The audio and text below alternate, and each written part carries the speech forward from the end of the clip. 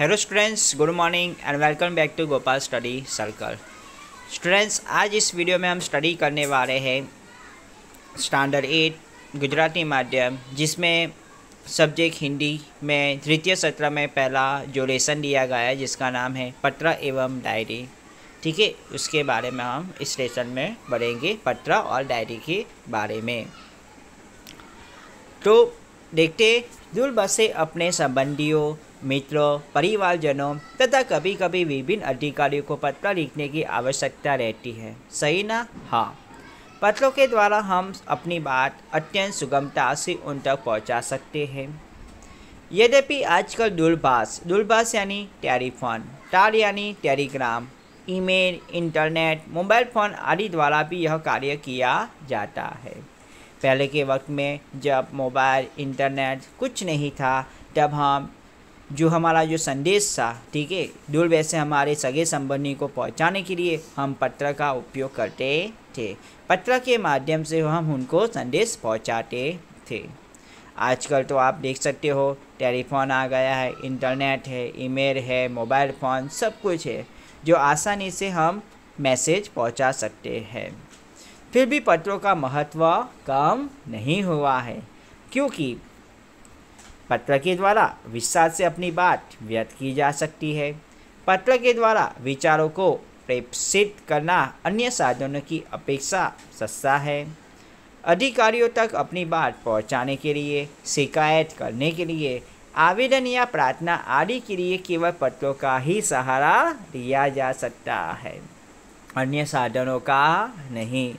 आपको मान लो किसी से शिकायत है, ठीक है ना, ओके, जहाँ मान लो कि आपका बैंक से कुछ शिकायत है, आपके अकाउंट में कुछ ऐसा ट्रांजैक्शन हो रहा है, ठीक है ना, पैसे कट रहे हैं, आपको बैंक से शिकायत है, ठीक है, तो आप फ़ोन करके अपनी शिकायत दर्ज नहीं कर सकते, ठीक है। आपको एक लिखित में पत्र लिखना मतलब रिटर्न एप्लीकेशन फॉर्म आपको देना पड़ता है, जिससे वह आपका जल्द ही निवारण आ सकता है। समझ में आया? तो जो सरकारी कचहरियाँ है, ठीक है ना, ऑफिस वगैरह, वहाँ पे भी पत्र का महत्व मतलब काफ़ी महत्व दिया गया है। समझ में आ रहा है ना बच्चों? शुरू करते हैं पत्र लेखन। निमंत्रण पत्र, पहला जो पत्र है उदाहरण के तौर पे दिया गया है निमंत्रण पत्र। जन्मदिन के अवसर पर उपस्थित रहने के लिए मित्र को निमंत्रण पत्र। मान लो कि आपका जन्मदिन है और आप अपने मित्र को अपने जन्मदिन पे बुलाना चाहते हो, तो आप क्या करोगे? उनको निमंत्रण दोगे ना, इनवाइट करोगे कि नहीं करोगे? हाँ, तो इनविटेशन लेटर यानी इनविटेशन कार्ड यानी निमंत्रण पत्र आप लिखोगे। तो देखो 90 बुद्धनगर सोसाइटी, लिम्बायत, सूरत 394210, 8 अगस्त 2011। प्रिय मित्र स्नेहल, मतलब पत्र किनको लिखा जा रहा है? स्नेहल को। अभी जिनको हमें पत्र भेजना है, ठीक है, उनका नाम यहाँ पे लिखेंगे हम, ठीक है ना। सप्रेम सम्मेलन, तुम्हें यह जानकर खुशी होगी कि अगले रविवार को मेरा जन्मदिन है। इस बार तो छुट्टी के दिन ही मेरा जन्मदिन है, इसलिए मैं अपने सभी मित्रों को बुलाना चाहता हूँ और उन सबको आज निमंत्रण भेज रहा हूँ। तुम जानती हो कि सालगिरह का दिन कितने आनंद का दिन होता है, सही ना? सभी लोगों को अपना सालगिरह काफ़ी पसंदीन होता है ना। सभी लोग अपनी जो बर्थडे होती है ना, सालगिरह काफ़ी धूमधाम से मनाते हैं, है ना।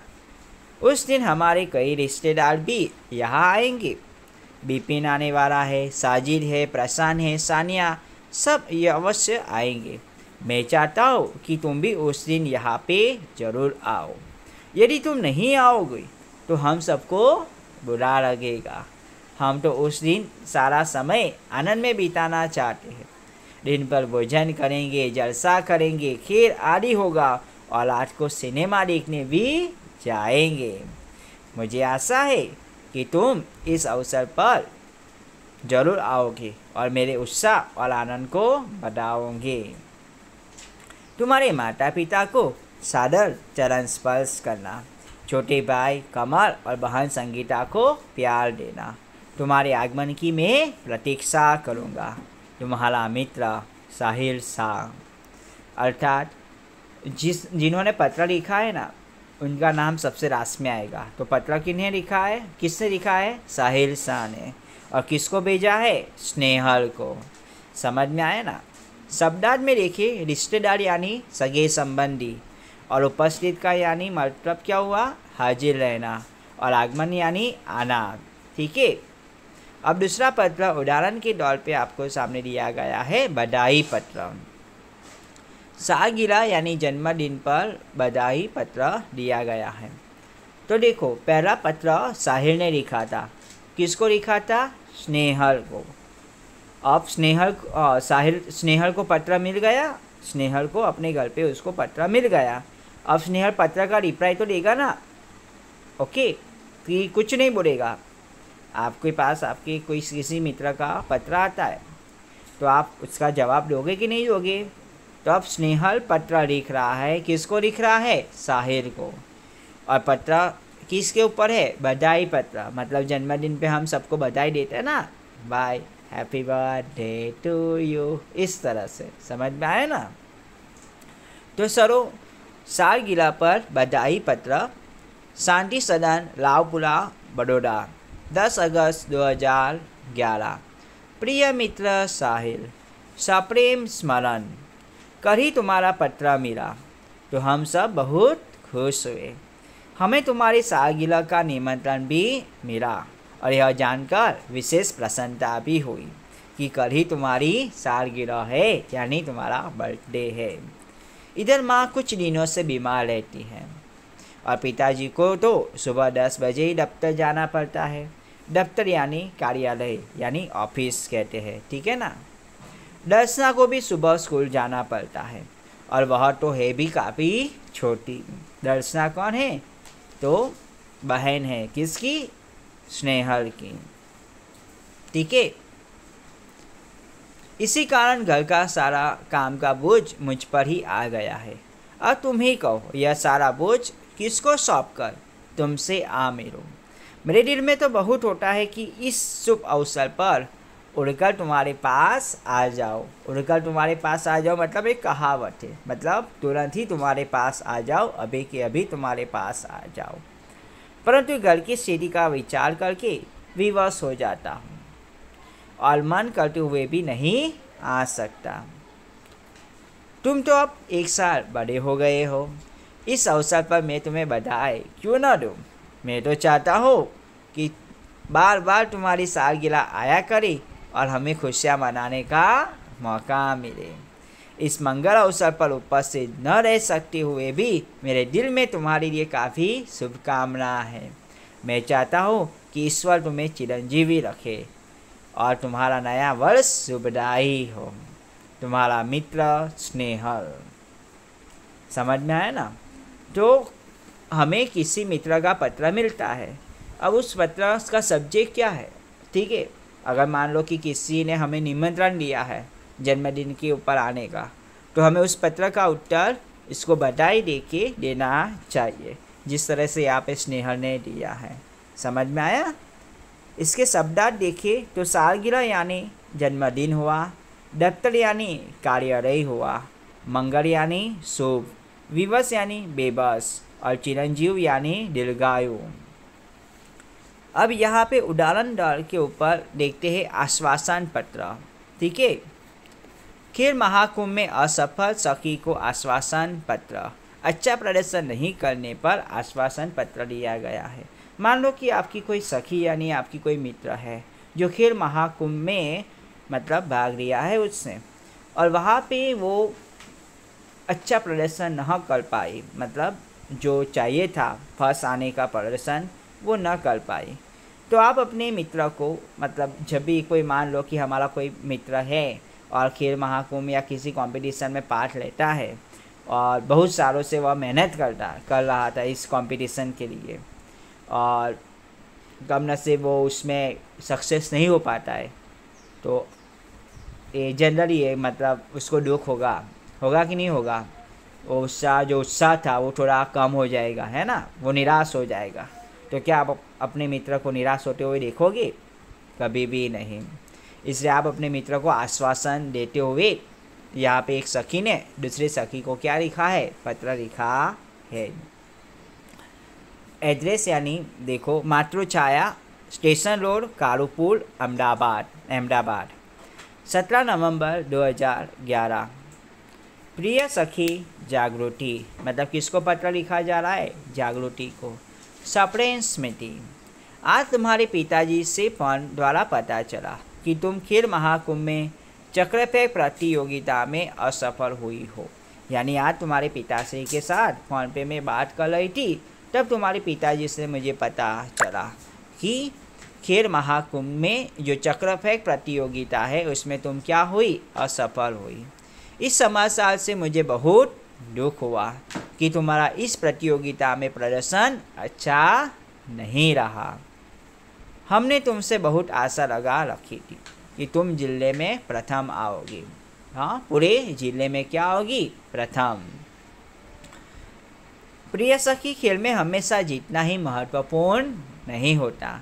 तुम अगर ऐसा सोचती हो कि हर बार तुम्हारी जीत होगी और जीतना ही महत्वपूर्ण होता है, तो ऐसा मत समझो कभी भी। अब तो कुछ होने वाला था सो हो गया, जो होने वाला था वो हो गया, इसलिए उसका शौक न करना चाहिए और इस असफलता से निराश भी न होना चाहिए। अब सफलता से भी सफलता का सोपान है, ठीक है। मतलब कई लोग जीवन में असफल हुए हैं, बस जितनी बार वो असफल हुए उतनी बार वो जितने नीचे गिरे हैं ना, उतनी बार उन्हें लगातार मेहनत की है और उससे भी ऊपर जीवन में उठ के आगे बढ़े हैं, ठीक है। तो असफलता कोई बुरी चीज़ नहीं मानी जाती। असफलता से हमें सीखना चाहिए कि हमें कहाँ पे हमारी गलती है, वो हमारी गलती को ढूंढना चाहिए, पहचानना चाहिए और वह गलती दोबारा ना हो इसका ध्यान रखना चाहिए और दुगनी मेहनत से जीवन में आगे बढ़ना चाहिए। देखना, इस बार तुम अवश्य सफल होगे। सफलता उन्हीं की चरण चूमती है जो अपने ध्येय प्राप्ति के मार्ग में डटे रहते हैं। अब निराश या हतोत्साह होने से कोई फायदा नहीं है। मैं चाहती हूँ कि अब तुम दुगने उत्साह से अभ्यास करो तो अग्रिम साल तुम्हें अवश्य सफलता मिलेगी और तुम अपने ज़िले में नहीं गुजरात में प्रथम आओगी। मुझे आशा है कि तुम मेरी बात मानोगी और अपने अभ्यास में मनोयोग से लग जाओगी, मतलब पूरे मन से वापस अभ्यास में लग जाओगी। तुम्हारी सखी अवनी। यानी यह पत्र किसने लिखा था, अवनी ने। किसको लिखा था, जागृति को। अब अनुमति पत्र है। उदाहरण के तौर पे हमें कौन सा पत्र लिखा है, चौथा नंबर का अनुमति पत्र। प्रवास में जाने की अनुमति के लिए पिता को पत्र। मान लो कि आप हॉस्टल में रहते हो। कहाँ पे रहते हो, हॉस्टल में, और वहाँ से आपको प्रवास लिया जा रहा है और आप पिताश्री से अनुमति लेना चाहते हो, ठीक है। ये मेरे पिताश्री की अनुमति देगी, मतलब प्रवास जाने के लिए। इसके रिलेटेड यहाँ पे पत्र लिखना है। जीवन भारती छात्रालय, स्टेशन रोड, लाहौर, 29 सितंबर 2011। पूज्य पिताश्री, सादर प्रणाम। आपका पत्र मिला, सबकी कुशलता जानकर बड़ी खुशी हुई। आप मेरी जरा भी चिंता न करें। आपको सूचित करते हुए भी मुझे खुशी हो रही है कि हमारी कक्षा के सब विद्यार्थी अगले महीने की 17 तारीख को अजंता इलोरा की गुफाएं देखने जाने वाले हैं। अगले महीने की कौन सी तारीख को, 17 तारीख को। कौन सी गुफाएं, अजंता इलोरा की गुफाएं। अजंता इलोरा की गुफाएं महाराष्ट्र राज्य में आई हुई है। मैं भी उस प्रवास में सम्मिलित होना चाहती हूँ। स्कूल बस की व्यवस्था की गई है। यह प्रवास 3 दिन तक का रहेगा और 800 रुपये का खर्च आएगा। कितने रुपये का, 800 रुपये का। इस प्रवास में बहुत से दर्शनीय स्थल देखने को मिलेंगे। मेरे सभी साथी मनीष, साहिल, श्रेया, जाकिर, वहीदा, गुरमीत और डेविड भी इस प्रवास में जाने वाले हैं। मैं भी इस प्रवास में शामिल होना चाहती हूँ। आप पत्र द्वारा इस प्रवास के लिए मुझे अनुमति देंगे और 800 रुपये मनी ऑर्डर से भेजने की कृपा करें। पूजनीय माताश्री को सादर प्रणाम और सोनल को प्यार देना। आपका आज्ञाकारी पुत्र रमेश, यानी ये पत्र किसने लिखा है? रमेश ने लिखा है। किसको लिखा गया है? अपने पिताश्री को। अब आगे दिया गया है प्रार्थना पत्र। क्या है? प्रार्थना पत्र। छुट्टी के लिए प्रधान अध्यापक को पत्र, मतलब आपको मान लो कि आपके परिवार में किसी की शादी आ रही है, ठीक है, और मान लो कि शादी के लिए आपको 1 हफ्ते या 4-5 दिन की छुट्टी चाहिए या कोई कारण हो, तो आप एक अच्छे स्टूडेंट्स हो तो आप ऐसे तो मतलब बिना बताए छुट्टी तो नहीं लोगे ना। एक आदर्श विद्यार्थी कभी भी बिना बताए छुट्टी नहीं लेते हैं। तो वो पहले क्या करते हैं? सूचित करते हैं अपने अध्यापक को, एडवांस में मतलब इन्फॉर्म करते हैं कि इस तारीख से कि उस तारीख तक मैं नहीं आऊँगी और यह कारण की वजह से मैं नहीं आ पाऊँगी, ठीक है। ऐसा प्रार्थना पत्र अपने अध्यापक यानी आपके टीचर्स को लिखोगे। तो छुट्टी के लिए आप अपने प्रधान अध्यापक को पत्र लिख रहे हैं तो कुछ इस तरह से हम पत्र लिखेंगे। देसाई फड़िया, भावनगर, 23 फरवरी 2011। सेवा में श्री आचार्य महोदय, DA सार्वजनिक विद्यालय भावनगर। आदरणीय गुरुदेव, सविनय निवेदन है कि मेरी बहन की शादी आगामी 27 तारीख को निश्चित की गई है। कौन सी तारीख को? 27 तारीख को। मैं उसका इकलौता भाई हूँ। मैं अपनी बहन का क्या हूँ? इकलौता भाई। हम लोगों के यहाँ शादी की कितनी धूम रहती है, इससे तो आप अनजान नहीं हैं, है ना। परंतु मैं तारीख 24 से 28 5 दिन तक विद्यालय में उपस्थित नहीं रह सकूँगा। कौन सी तारीख से लेके? 24 से लेके 28 तारीख तक। पिताजी का पत्र इस प्रार्थना पत्र के साथ भेज रहा हूँ। आशा है आप मुझे यह अवकाश प्रदान करने की कृपा करेंगे। अवकाश यानी छुट्टियाँ, ठीक है। इसके लिए मैं सदैव आपका कृतज्ञ रहूँगा, यानी आपका आभारित रहूँगा। आपका आज्ञाकारी छात्र मनोज पटेल, क्रमांक 25, वर्ग 8A। समझ में आए ना। तो यहाँ पे किसने पत्र लिखा है? मनोज पटेल ने पत्र लिखा है। मनोज पटेल कौन सी कक्षा में है? 8वीं कक्षा में है ना। और उसका वर्ग कौन सा है? और उसका क्रमांक क्या है? रोल नंबर कौन सा है? 25 है। वो सारी डिटेल हमें फिल करनी पड़ती है। समझ में आ रहा है ना। शब्दार्थ में देखें तो इकलौता का मतलब होता है अकेला और फलत का मतलब होता है परिणामतः और धूम यानी धूमधाम और अवकाश यानी छुट्टी। फिर आगे हमें पत्र बताया गया है। पत्र नंबर 6 है कार्यरही पत्र। कौन सा पत्र है? कार्यरही पत्र। स्वास्थ्य अधिकारी को गंदगी के बारे में शिकायती पत्र। मतलब मान लो कि हमारे मोहल्ले में बहुत सी गंदगी हो चुकी है, ठीक है। नाले का पानी और गटर का पानी मतलब बाहर आ रहा है, जिसकी वजह से बहुत ही गंदी दुर्गंध आ रही है, ठीक है ना। तो हम अपने सरकारी जो स्वास्थ्य अधिकारी है उसको शिकायत पत्र हम लिख रहे हैं। तारीख 20 मई 2011। सेवा में स्वास्थ्य अधिकारी महोदय, महानगर पालिका बड़ौदा। मान्यवर, सविनय निवेदन है कि मैं गायत्री मोहल्ले में रहता हूँ। मैं आप सबको निवेदन करता हूँ कि मैं कहाँ पे रह रहा हूँ? गायत्री मोहल्ले में। यह मोहल्ला पिछले कुछ दिनों से ठीक से साफ नहीं हो रहा है। आपके एक भी सफाई कर्मचारी इस मोहल्ले को साफ करने नहीं आ रहे।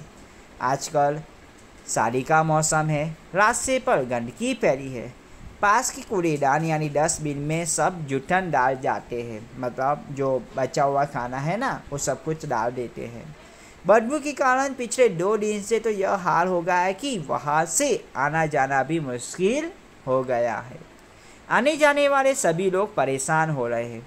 यदि गंदगी को शीघ्र न हटाया गया तो मोहल्ले भर में बीमारी फैल जाने का डर है।